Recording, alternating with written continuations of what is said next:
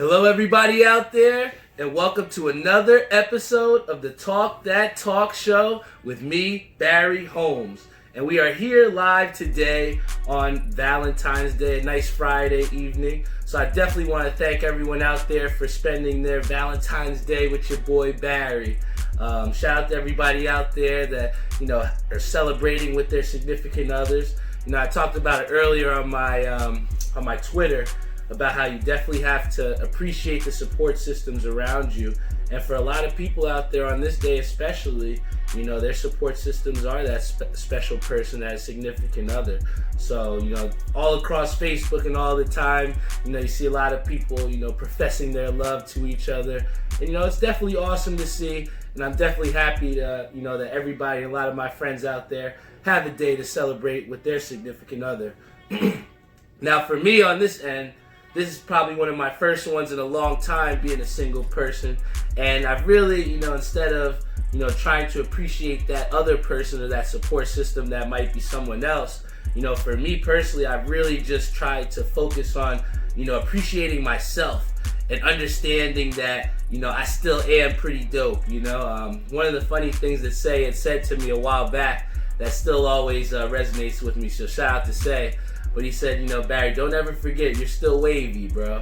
And, that's something that I always, carry with me. And, if there's ever some time where I'm a little bit down or, I always just try and focus and remember that, I'm still wavy, so don't worry about it, right? So I'm just really excited to come through here on this Valentine's Day and give you all a great episode of the Talk That Talk Show.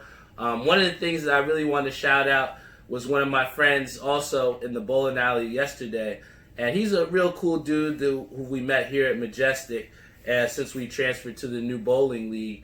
And I was really just blown away at the fact that, here we are in the bar and he, tells me that he's, watched the last 3-4 episodes of my show and he's, quoting different things that I said. And it just really made me happy because it's, it just validates, like I think Harry DeMarco said on the episode last time, but it just validates all the hard work and all the effort that you put in. So, for me, I was just super excited to have someone that was so excited to tell me that, they enjoyed certain things of the podcast and how they can't wait for this one for today. And that's what just keeps you pushing through, man. We got 7 people here on our Facebook live stream right now. John Zapata, Billy Murray, Ethan Bayer, Brent Sweeney, Jeff Farrell, John Zapata. So I'm just really excited to have you all there with me on the live stream. For everyone else out there that's going to be joining in soon, you can always check out our full-length episodes at Spotify, Google Podcasts, Apple Podcasts, and then also our YouTube channel. I think we're getting close to 20 subscribers there. So remember, you can always check out our full-length episodes on YouTube and like it, subscribe it, please.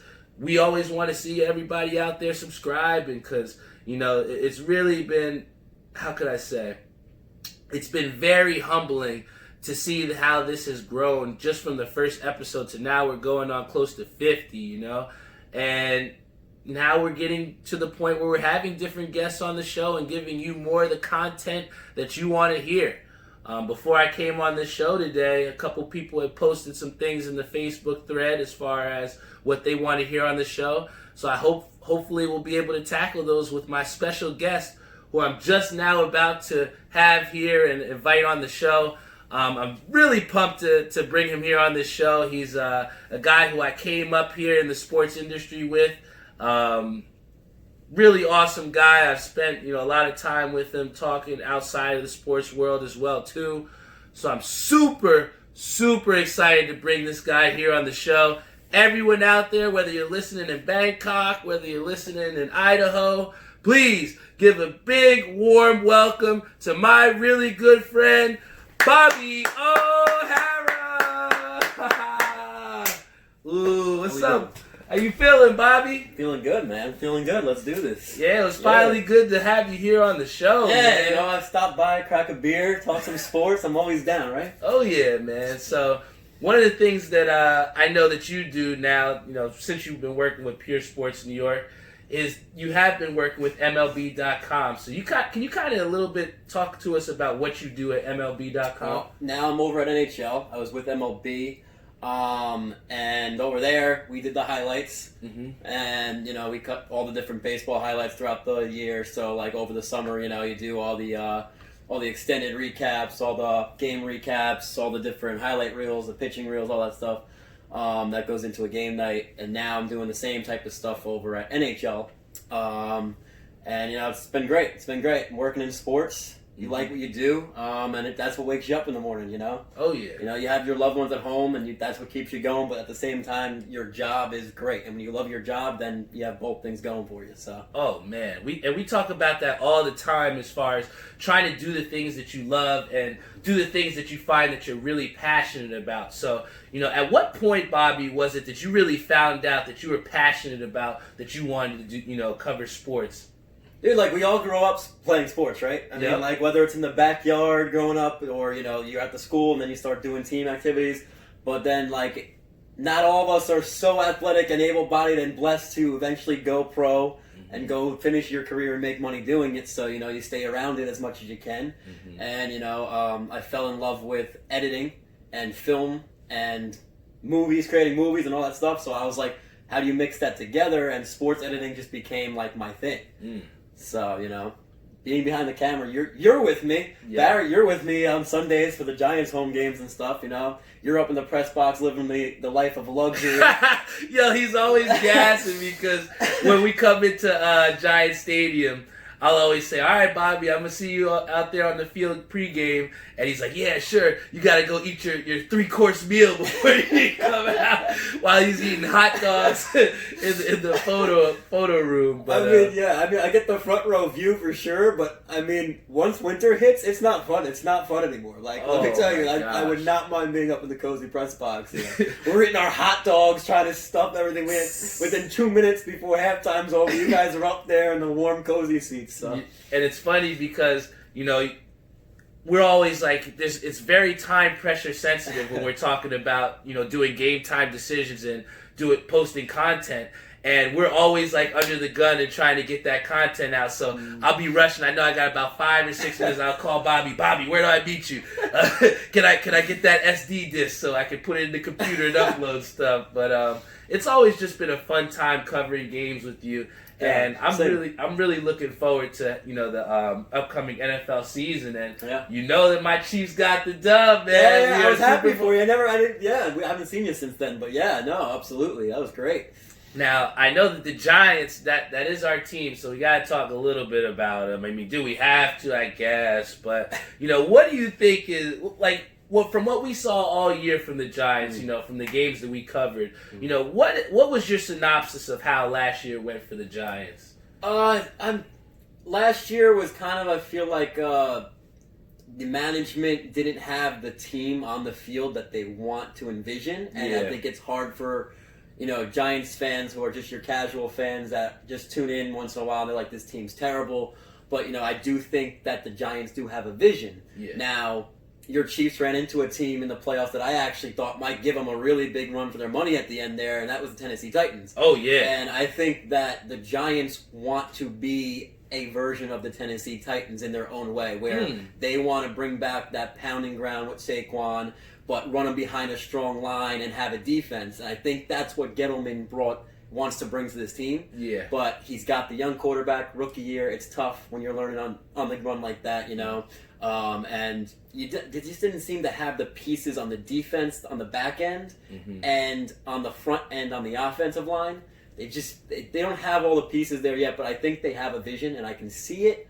But it's going to take some time building through the draft and that. So we'll see. Oh yeah, and that's the toughest thing, and that's why I think that a lot of the executives in the NFL don't really get enough credit as far as doing the drafting, because I think in the NBA, if you get a guy and you miss, look at the Knicks with Frank Ntilikina, and he's been someone that hasn't exactly lived up to his expectations per se, but you have so much wiggle room or years of leeway with these type of picks. in the NFL, it's like you almost have only 1 year to get it right. And if this guy's not working, do you really want to spend that money on that project, And that's the thing. It's become such a league where it's a now league. Yes. It's a give me it now league. I mean, look at Mahomes. He sat a year. People don't believe it or not. He did sit a year. Alex and Smith whether that was supposed to happen or not, because they had Alex Smith, who was actually a good quarterback at the time. Yeah. But they didn't rush him in. Rodgers wasn't rushed in. A lot of these guys weren't rushed in, and we're becoming such a league where we want the quarterback position to be now. We want to know right away that this is the next Patrick Mahomes, or we're going to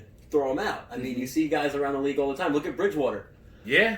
Bridgewater, we didn't give enough time to, maybe some would say. So and now injuries definitely played a part in that too. And now he's getting another run at it though. Yeah. There were the few years where people were getting ready to get rid of him. Yeah, a lot of people signed off Teddy Bridgewater, and I think that's the thing that you speak a lot about is that quarterback position and just how much that you really need that quarterback. And with having Patrick Mahomes and the league kind of transitioning more into that finesse passing league, right? That's why I think teams like San Francisco and, like you mentioned, the Tennessee Titans are just so devastating because, especially when we saw in that Super Bowl game with the 49ers, of how they were just they designed the run so well. You had Deebo Samuels coming off the end arounds, and you had those smash mouth, runs. Right. But I feel like when we were watching those Giants games, a lot of those runs with Saquon were very, very predictable. You didn't really see... I mean, when Odell Beckham was with the Giants, you saw some of those jet sweep option stuff. But I feel like the run game for the Giants has just been a little bit predictable. And especially when you get down in the late game situations where you have to run the football, that's where the Giants have gotten into big issues, especially when you're coming back from so far down. Yeah, and it seemed like when you talk to people on the field, you hear different things in your ear. It's a lot of whispers. It's give or take, but a lot of the same things that people would whisper in around the Giants last year. It's the whole Saquon thing is, he doesn't have a great line, but you know what? I think they have a better line than a lot of the league. At the end of the day, you see some of these other running backs doing just fine, but I think it's also about how much you're giving them the ball and when you're giving them the ball. And like you said, with the whole tempo and what timing they're giving the ball, I think it's you give a running back the ball a few times in a row, he starts getting in a rhythm. Yeah. And I think last year you saw where he wasn't really able to get in that rhythm because they weren't feeding him it consistently in a row. And I feel like they gave up on it too fast in some games. And then some games they just never included him. Or you have the Dallas game, for example, the very first game of the season, I think it was, where they were down in Dallas, and he was doing okay, and then they just somehow abandoned the run completely. So I think my problem with a lot of the Shermer offense last year was just, it was like, what are you doing? Things are working, and then you go away from it, and then sometimes it's like, why don't you try getting something going with the kid? Yeah. And then they go away from it. So, and I think you definitely talk about, how can I say, just that sustainability of drives, and if you don't have that run game, I'll tell you, especially where that hurt the Giants was definitely in their red zone efficiency. I mean, how many times did we see them drive down the field and just settle for field goals? And if you see in this league where you have Patrick Mahomes who's putting up 50 points a game, if not, it's going to take more than just punching in field goals to try and win games in the NFL. And one of the things that you also talked about was, trying to get that vision of getting these young guys and getting them the right draft picks or whatever. And you actually had a very good opportunity in going into the Senior Bowl. So can you tell us a little bit about that? Yeah, I was graciously to have the opportunity to go down to the Senior Bowl with a friend of mine. Shout out to Emery Hunt. Shout out to Emery Hunt for football game plan. And he got us down there to get some shots, and we kind of did like me and my other friend are actually working on it right now. We'll show you guys the feature when it's done. We're working on a Senior Bowl feature.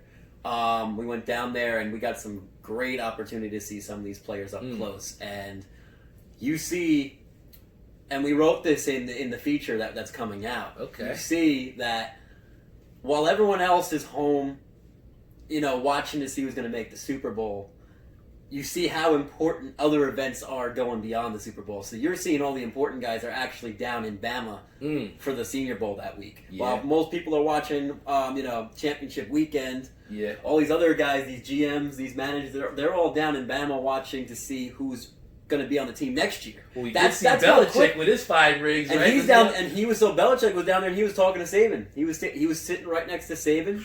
Wow. People saw that. Pictures even came out on that. So these guys are talking to each other. We saw Marino was talking to a few of the head coaches down there. Mm-hmm. You see which head coaches are there and attending, and you see some of these other guys that are either back at the hotel watching tape and from there or whatever. But yeah, I mean, it's interesting to see like some of these guys where they're going to go and who's scouting them, and people are looking now. It's not even the combine, and this is already being looked at. And I think combine is one thing. You tell me how you're on the combine, but it's one of those things where the combine for me has always been, okay, you've shown it now with all your it's more about showing off your athleticism. Definitely. Me, I'm more of a tape guy. I'm more of a game guy. I want to know. What are you doing in a game situation? situation? You beat me in a one-on-one in a game when a guy's got his freaking hands on you and he's trying to rip your shoulder this way so you can get off the line of scrimmage. I want to see that. I want to see more of that than how you're just running your routes with no one in front of you. Oh, yeah. So that's a great opportunity for the seniors and, you know, the guys who finished 4 years of college to go and show that before the draft. So. Yeah. Now, in that Senior Bowl, you know, was there anybody that really stuck out to you, or was there somebody that's like, wow, I can see this guy as like a top 5 pick maybe? Yeah, I mean, I think I said it going in. I think the one player that had the most opportunity to move up his draft stock was Jordan Love, the quarterback from Utah State. Okay. I think he had a chance of, if this went bad, he falls into the second round, late first round. But if it went well and he performed well, I think he can get himself into the top 15 easy, because I think the Colts are there. I think, you know, if things go right, you know, you still got Panthers. You still don't know about that. You still have no idea. Does Cam come back? You know, no one knows what that situation is. The Chargers, the Raiders. Yeah. You know, you look at all the teams that need quarterbacks. There's definitely a chance that Jordan Love becomes a guy now who's just available, and he's top 15. Yeah. You know, and I think he did well down there. I will say, I'll go on top of that and say that I actually thought he did really well. I know there were reports coming out all about Herbert, all about how... And here's my thing about Herbert. I'm not going to bash a guy because I think he did fine. I think he gave you what you expected. Yes. But the thing was, I just think there was so many reports coming out, and if you're not down there, you know, you're just believing all this crap that people are putting out. And Herbert is so new school NFL, which I see why people like, because he has such a straight pass where it's great for slot pass and all this stuff. But definitely. I just don't see the touch like Love. Yeah. I like the fact that Love can arc that ball over the top, can take a little touch off of it. He's not trying to throw everything 100 miles an hour at you. When a guy's open the end zone, there's no need to freaking throw it at him 90 miles an hour, you know, and make it a hard catch. Just lob it to the guy. You see a lot of times Russell Wilson does that. Lob it to the freaking guy. And that's what I like about Love, is the fact that even though he doesn't have that mobility, he still seems to make those right reads. You know what I'm saying? In the film that I've seen on him, he's definitely made some tough throws into coverage, and having to make that decision in pressure situations is something I could definitely see out of him. Now, there's one other person that I definitely want to ask you about, because for people that don't know, this guy is a huge Miami Dolphins fan, all right? Mind you, we show up to Giants games to park in the parking lot, and this guy has his Dolphins sticker on his car, man. This is how hardcore he is. I told him I'm non-biased when it comes to covering the Giants, right? That is true. But a lot of people are asking, or a lot of people are saying that Tua might go to the Dolphins. My question to you, do you think he is going to go to the Dolphins? What will it take? And can he really save the Miami Dolphins? I gotta hold back my emotions on this whole Tua thing. It's been like 2 years of just up and down roller coasters. You've been talking about Tua going to the Dolphins for a long time. I feel like I'm in a relationship with them. Here on Valentine's Day. Yeah. You gotta send him the invite. I'm thinking about you, Tua. I really am. It's Valentine's Day. No, look, I'll say this. This is a guy that, you know, I watched in college, and I have people, I'm not kidding you, I have people like, it's crazy how like one side or the other you are on this guy. Yeah. And I think that's good, because I think if you're one side or the other, you're a boom or bust type of guy, but you know what? There's a chance that if you boom, you're better than anyone else in this class. And that's how I feel about Tua at quarterback. I think if he does stay healthy, he is a boom. And I think that it's an absolute boom. I think it's your next Russell Wilson. I think it's your next Drew Brees type of guy. I think that's what you compare him to. I think a lot of people compare him like that. He's kind of like a left-handed Brees, but he moves around in the pocket like Russell Wilson when he's healthy. Granted, that might not come back as much, but I still think his arm is elite enough that he's still going to be a very solid quarterback for a franchise. But with Tua, it's like I said, I've had people where I'm in a gas station pulling up, and the one guy's a Dolphins fan, and he said, "Oh, you're wearing a Tua shirt," and I said, "Yeah, I really want him at this point," and he goes, "I don't want that guy. I want Herbert." And I'm like, "Get out of here." So I'm like, let me tell you this. Like, and I could be wrong on this. Everyone's wrong on quarterbacks. It's the NFL. You never know how people are going to pan out. But I mean, if you give me a reason, and I'm consistent with everyone that I tell this conversation to, if you tell me the reason why you don't like Tua is because he has health concerns, it's because he has a glass hip, as people would say, or he's never going to be healthy in the NFL, I will respect that opinion because it's partially true. I hope it's not going to happen, but it's true. That's a fair take. Yes. But when people come at me and say, "Have you seen his tape? Have you watched the games?" It's all because he's on Bama. It's all because the receivers are better. And he'll tell you one thing. Herbert has a line where he's got so much time to throw. I've seen some of these games. Tua doesn't have that. He was getting pressure. Even though he has a good line, he's still playing guys that are going to get to the quarterback, so he doesn't have... It's the SEC. They're known for the pass So rush. just as much as he has talent on his team, he's got a lot of talent coming at him too. And the other thing is, you watch that LSU game, he had a half broken ankle, babe. He was playing on one foot. Definitely showed some 5 touchdowns, I think it was, and over 400 passing yards. And the kid did a lot of it from the pocket. Yeah. So don't come at me and tell me that this kid's tape is the reason why he's not going to do well in the NFL. Because if you watch the tape, in my opinion, he has almost the most pristine tape I've seen out of a lot of quarterbacks. Oh, yeah. Maybe even comparable to, I would say, even Cam Newton coming out of Auburn. Because even though Tua didn't run the football maybe as much as a lot of people would have thought, I think that we talk again about the new NFL model, and if you look at the people that won a lot of those end of the year NFL awards, you have Patrick Mahomes, who got the Super Bowl MVP. Right. You have MVP, was Lamar Jackson. Right. Then you have the Offensive Rookie Player of the Year, which is now Kyler Murray. So when you have Kyler Murray, who's that new, how can I say, a short guy, because a lot of the knocks on him was that he doesn't have the height. And we've been hearing that since Drew Brees. I'm a short guy. I'm not a huge guy that's going to blow up like a 12. I'm not the size of a foul pole, but I'll tell you one thing, like, I'm so tired of hearing it. You know, I mean, there gets to a point where you're short to play quarterback, but these guys that are coming out 5'9", 5'10", 6'4", don't tell me this guy can't play quarterback. Yeah, because I've seen a lot of guys who are freaking 6'5" that don't know what they're doing playing quarterback. Now, I mean, let's just be honest. And at that point, it's just more obvious because you're that much bigger in the pocket. So I'm seeing what you're doing, man. So dare we say, how is Kirk Cousins getting so much money? I mean, you got tall guys out there. I mean, for a lot of times, people were saying that Ryan Tannehill wasn't somebody that should be doing or even getting a starting position. But again, it all is based off of right team, right system, but again, talent. It's Valentine's Day. And I know a lot of girls out there are like, the taller you are, the better you are. But you know what? For all the short people out there, sometimes good things come in small packages, Barry. Alright? That's all I'm saying. And that's how I feel about some of these quarterbacks. Yo, he said good. All right. Oh, man. Hail to those people that are 5'9", 5'10", struggling to hit that 6-foot barrier. Oh, man. Hey, shout out to everybody. Shout out to everybody on our Facebook Live. We got Shantae again, Turjeet, Sal Lavinia, Richard N.G., Andres Martinez, Brian Scholar, John Hoffman, Jeff Renner, Nihir, Asa, Matt Kayunjan. You got everybody booming. Is it because you got your guns out here, Bobby? Is that what it is? I'll put them away. So it's funny.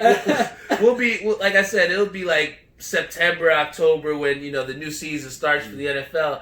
And it'll be brisk. It'll be enough to have on a sweater or, something nice. Bobby's coming out here with a shirt, T-shirt. I'm like, Bobby, are you not cold, man? Like, I'm like, dang, man. Are the guns that make me want to go to the gym and go lift some weights, man, to stay warm, man? I'm like, sheesh, bro.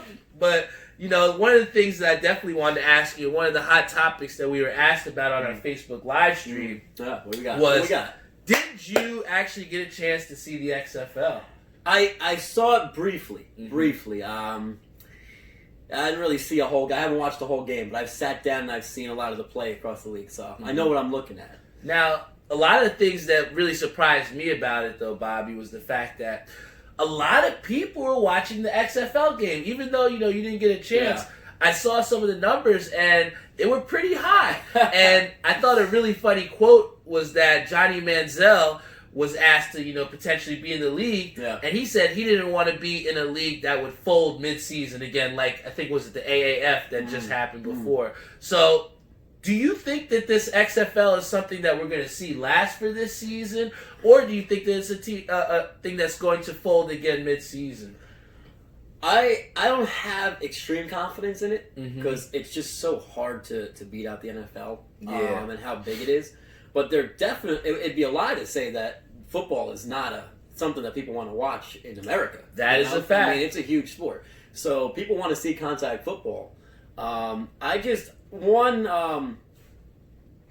think they would have done better if they targeted college states, if that makes sense. Can you talk a little bit about that more? What do you mean by college states? Like I had a few people come up with this the other day when we were at work, and I completely agree with it. Okay. Shout out Matt LaFemina.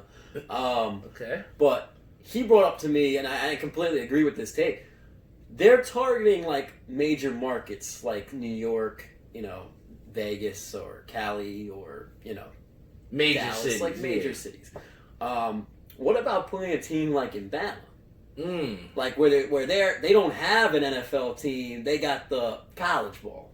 What about those states where they're college people? Maybe target those areas, like a Boise, or something. a place that wants a team. A place that likes football. And they love their college football more than anything. But give them something else to watch and go out and watch during the after the college season. And right now, it's just as much as the NFL. It's past the college season, so they don't got nothing else going for them. So. And there's other things going on in these major cities too now. You got hockey, you got basketball, you got these other things. So, maybe if they ventured out into that angle, I think it might succeed too. But as far as how it's looking right now and the way that it's built, I think the AAFL. I think it was some American football. Yeah, it was horrible because I couldn't even say it right. That's in my opinion. Yeah, I didn't even watch a game, man. I can't say it right. That's crazy. But That lasted not too long, but I don't like the backing of it. This, Vince McMahon and all them. I think he has a certain amount of plan on how long he's going to go with it. I don't think he's going to, even if it's failing, I don't think he's going to shut it down right away. I think he's going to try to continue to grow it. So, well, I think the people running it, I would say this time, I think are more invested long term than the last one. Well, I think the big thing about that is, in what you said, is they actually took their time. I remember that we had the build-up or the hype around the XFL for about a year or two, and they even went out and said, hey, we want to make sure that we get this right, so let's not release this. And we saw that the other league that tried that failed and folded. So I think that with confidence, and another thing that they did too is, keep it limited. Had about, I think it's 8 teams or something like that, or 6 teams. And I think when you keep things realistic like that and start it small and let it build from there, it definitely can lead for more sustainability of that league. Right. And I think when they also, if they take into perspective of not trying to beat the NFL, but merely presenting it as an alternative to the NFL, I think that it really speaks to your point of maybe trying to reach those smaller market teams so that they can build their own type of brand. Yeah. And from what I've seen, and I did get a chance to watch a little bit of the XFL, and shout out to Brian Scholar. He said he's undefeated in XFL betting, so for a lot of those bettors out there, Brian, the XFL has given another opportunity for some action on the side. But one of the things that I really liked about the XFL and what they have done is that right after, I remember there was one guy, I don't even know what teams they were, but he had just gotten the interception, right? So you know how you're hyped, you're like, getting back to the sideline. It was within seconds, the telecast brought it to a reporter that got right to the guy. Now she's interviewing, saying, "So how do you feel right after that interception?" Are you serious? Yeah. Wow, so they're like right up there. Wow. Okay. So it's like right after something happens, now you have somebody that's interviewing that. So now that you see us as media guys, and we don't have that accessibility in the NFL, do you think that that's something that maybe the NFL could adopt? Is maybe those reporters reporting after a play? So we talk about it all the time, right? Like, we're media guys and we like access, but at the same time, I also have respect for the players and what they're doing and what's best for them. Yeah. I know some people, that, some people in the industry don't look at it like that. They're just trying to screw over the next guy and get the story out. Yeah. Whatever helps them, right? But I can totally see it as a way where it's great for entertainment. Yeah. But I think in the NFL, it's just, you can't do it because situations like that is when a player is at his most emotional standpoint in the game. Yeah. So he's coming off a high emotional moment, and I just don't think like things that you would get out of a player during that time on TV. He could say anything. Like he's so hyped. That's like when you go into the gym and you just did your set and you're freaking hyped. And you're like, this is a bad time to talk to Bob, or this is a bad time to talk to Barry because I don't even know what I'm going through right now. Like, my body is so freaking hyped. I could say anything. Like after I strike, and I'm like, let's go! Yeah, exactly. Yeah. No one wants to hear the things that are coming out of my mouth right there. And if I was a player, I wouldn't want to have to worry about holding myself back in front of a TV, caster and think twice about what I'm saying. Yeah. Because especially with everything going on nowadays, they'll get you for the next thing. They'll turn you into whatever the hell they want you to turn you into. So. I mean, look at Marcus Morris. He actually, he was on the Knicks, and he was upset about something that happened with a scuffle with Jamison Crowder. Yeah. And now all of a sudden you're saying misogynistic things, like saying that he's playing like a female in the heart of the Me Too movement. Exactly. And now you get yourself traded. Exactly. And we know he's not. We know it's not meant like but. That's the problem. And then you look at the closest thing to it we probably had was the Sherman interview. And then look what everyone knows what happened there. Oh, man. He was...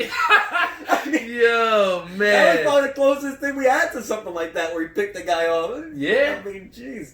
And I think that it's really cool also what the XFL is doing as far as putting in different rule changes. Like, I think one of the other cool things that they do is after you score, you have the choice of either taking a 1-point conversion, 2-point conversion for further, or a 3-point, which is the most. So, I think that's a cool little way of, putting different wrinkles into a game that we've seen a lot. Yeah. But, I think that the XFL is something that we're just going to have to see how things go. But I'm kind of confident in them being another season. I think that they have like you said, their own market, and they're tapping into a different realm where not really it's been touched that much, Yeah. And do you remember it used to have arena football? I feel like that's the only thing that kind of... Yeah, and that's not football. That's not like, that's not what our football that we're used to is. And it's so much more high scoring. Yeah. But like this is something, and it's good because...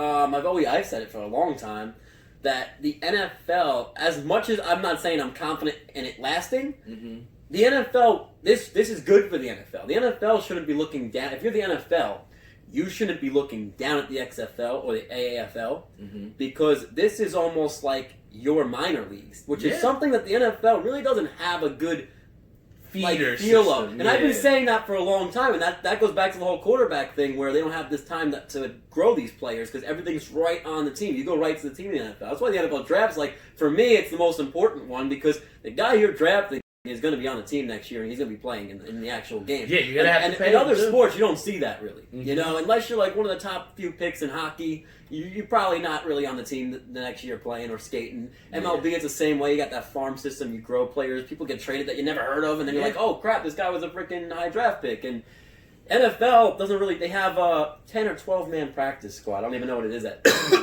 but offhand, but that's what they have. They keep a few guys on the practice squad throughout the year, let them practice with the team, but, they don't really have a league where these players get to be seen and put themselves out there every week. Now, peep this wrinkle. This is the last one I want to talk about, the XFL.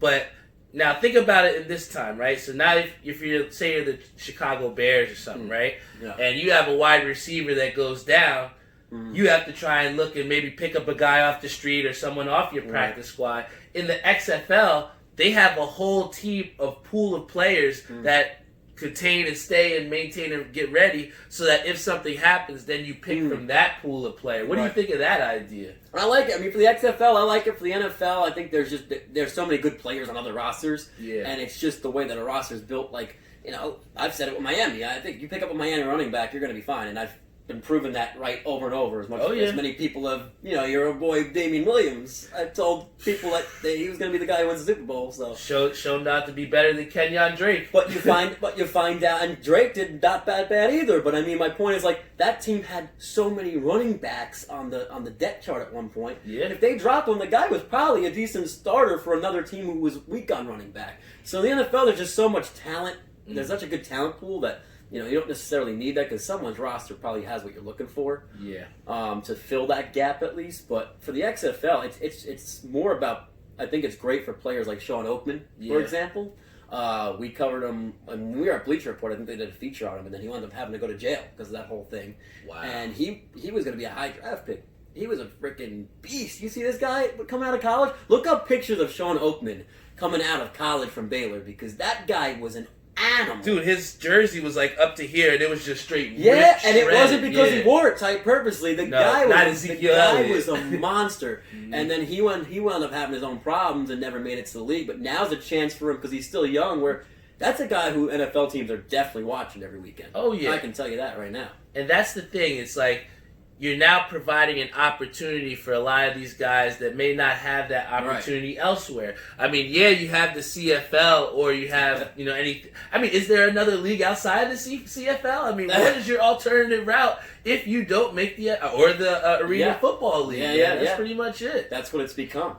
Now, I guess, before we close it out, because I definitely want to thank you for coming here on this show, Bobby. Especially here on Valentine's Day. Hey, I always make a way to stop by, right? Oh yeah, we're gonna go out later. We gotta decide which bar we want to hit up. What's your favorite beer right now? What's a beer that you had that maybe I should try, go and look for?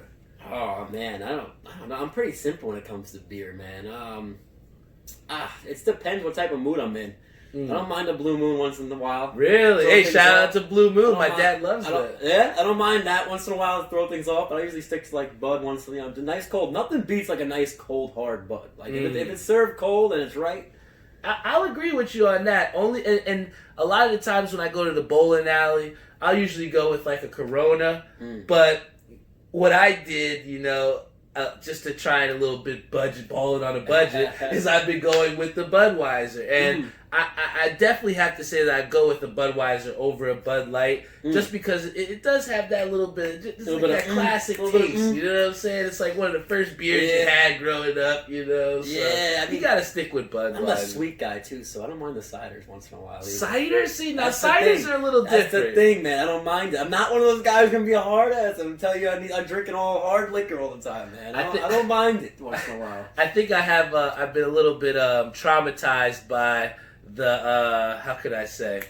I've been a little bit traumatized by the apple ciders because I think it was a couple years back I had gotten that. And you're not going to give me a horror story and I'm going to hate it now, right? I don't know. I was mixing it with Fireball, and I'd put the Fireball in there. It's called an Angry Ball. Bro, it's great. That made me miss the Super Bowl when they didn't throw. when they didn't. Way.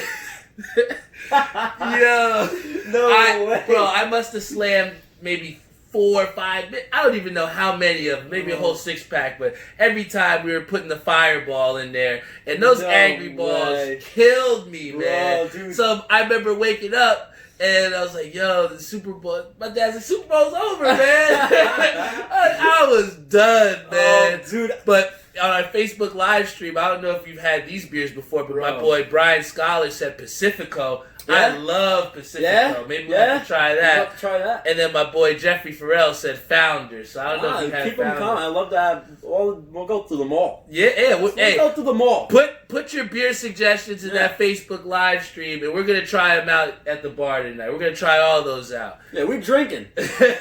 we're single tonight. Well, not tonight, but we're single, all right? So we're doing what we want. We're doing what we want. Right now, but yeah, man, I definitely want to thank you for coming out here on the show. I always appreciate, our time. And I know that, it's tough for us working for a small market corporation or whatever your publication, because we don't exactly get the coverage, or we don't get those, consistency of the credentials, right? Yeah. So I think my question to you in our last bit that I want to kind of extend for a lot of people out there. Yeah. I don't know how much you get this question of, but a lot of people, when they ask me about what I do in the sports, the first question I feel like a lot of them ask is like, how do you get into that? Or like, what's the best way? Or how do you start? Or like, how did you get to that point? So I guess like for a lot of the viewers out there in parting, like, what's your best advice to someone that's sitting on the couch and they're saying, hey, I could do that. I could be Stephen A. Smith. Like,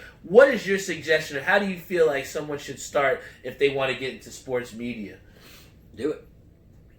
I mean, like, why not? So here's the thing. I say it in a way, and I meet people at the bar all the time who run into me and they find out what I do and they ask me, like, oh, my kid wants to do that, and I look at it like, I want to help you because I was in the same position not too long ago, like 7 years ago, when I was that kid trying to find a way and talk to whoever had the closest connection. Damn, it's been 7 years for us, I man. know, man. I feel old. I'm starting. Jeez, I'm a cane soon. Damn, man, we were fresh out of college doing that, man. Yeah. So, I would just say for the people out there that are trying to do this, whether it's you're doing editing like I am on the video side or the on-air type of stuff like you're doing, it might be different, but I always told people, grind. You have to be willing to grind one, and people will tell you, listen, don't put yourself out there for free. Do. Yeah. You got to put yourself out there for free, but you got to get to a point where you don't put yourself out there for free. And you know me, I've done that for a while, and I stopped doing it because I got to a point where now I can charge money for it. Because we have value. You have to start doing things where if someone gives you an opportunity, listen, I got Senior Bowl credentials. Yeah. Guy didn't pay me to go down to the Senior Bowl. I got in my truck with my best friend that does the cult stuff, and we drove down 20 hours straight to Mobile, Alabama. No lie, guys, it just happened. And I was like, listen, I don't get it. No one gets a chance to just watch Senior Bowl live from the field, not every day. So that's an opportunity you got to take. You got to take it. You got to find a way to fund yourself sometimes. You do it all the time. You buying all these things, and you got to put yourself out there. Yeah, I mean, think about it. Vern's not giving us trade tickets to go cover the Garden, cover the Knicks. But he is giving you a chance to cover the Knicks. And that's the thing. It's like when we have those options, or you're presenting that, you have to take advantage of that. And I think that's the biggest thing that you said. And especially for me, when I was so afraid of starting this podcast, I was afraid of failing. And one of the things that, my mentor said, Vincent Davis, he just said, our good friend. Yeah, man. And I love, he was able to take me to a playoff Yankee game, and that was really awesome. I'll remember that for the rest of my life. But the thing is, it's like, these options or these opportunities get presented to you, and you have to have your eyes open and have everything ready to be able to take advantage of that. And in that same realm, he told me that, you have to create content. You have to keep pushing content. And when I did my research, like I said, a lot of people said that the reason why podcasts fail is because there's no consistency. Yeah. So, in that same, realm of what you said as far as grinding, my advice is just keep creating content. And, just try and put your foot out there, your best foot out there, because you don't know who is listening. Right. Each time we create these episodes, I mean, we don't know who's going to be listening on YouTube. You don't know who's going to be listening on Spotify. You don't know who's going to listen on Google Podcasts. I mean, like I said, I had a guy in the bowling alley that, runs our pots. That's a really awesome guy, and his wife is really awesome too, and she runs the pots. And we have beers afterwards and talk about my podcast, And that's so awesome to me. And it's like when you have people, and like I said at the beginning of the show, you have to appreciate your support systems out there that help you to be your best version. And that's why this episode is so important, because, for in the sports realm or that sports media industry, aside from maybe a mentor or two, we don't have too many people that we can talk to like that. And for me, you've been someone that I've worked with for like 6-7 years now, and we've learned together how to be professionals at this, man. So, I definitely want to thank you as always for being there for me. Thank you for coming here on this show, and just thank you for being here, Bobby. Man. You're the Always, man, bro. You know that, for real. And as we close this out, definitely want to give a big shout out to our sponsors out there, VW Liquors, located in Wick Plaza, Edison, New Jersey. We got to do this for Dave at the end of the show. You ready? Let's go Mets! Let's go Mets! All right, yes. We got spring training coming up soon, so I can't wait. Definitely want to give a special shout out to our sponsors at Executive Bar and Restaurant, located in 30 Menu Street, Carteret, New Jersey. And then finally, he had a birthday last week. Want to give a big shout out. It's the year of the rat, he said. But shout out to my boy Cody Bromley at 91s.com, giving out the best acid wash apparel in the game. Me and Bobby have some very important stuff to do here on Valentine's Day. We're going to get well acquainted with some beers with our names on it. I got to get one out of the fridge so we can start pre-gaming. But, everyone out there tuned in, especially Kafense Bud. He says, good stuff, man, and good advice. Thank you so much, bro. My boy Jesse DeVento, Cheddar Bob, I love you, brother. You're the man.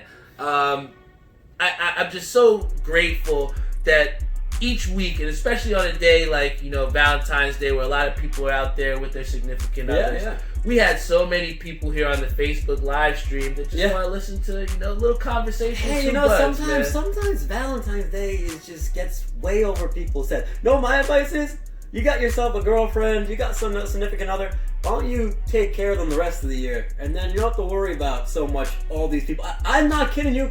Seriously, I'm going to close on this. Okay. I was driving past CVS to get myself a Red Bull before I came here, and you have no idea how many people are last-minute Valentine's Day shopping. It don't mean that much at that point, in my opinion, man. Like, you should have had an idea before that. Don't just get the car. Listen, the flowers should have been set and ready to be delivered like a week ago. All right? So we know that.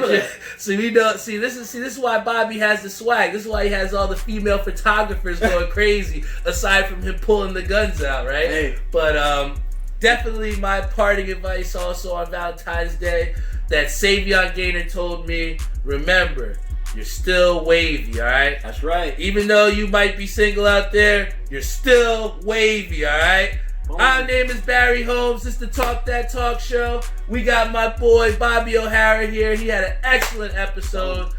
Oh, man, thank you so much for everybody listening in, tuned in. My name is Barry Holmes. I'm going to get this edited out to you. Check it out on Spotify, Google Podcasts, Apple Podcasts. Subscribe and like on YouTube. And we are out of here. All right.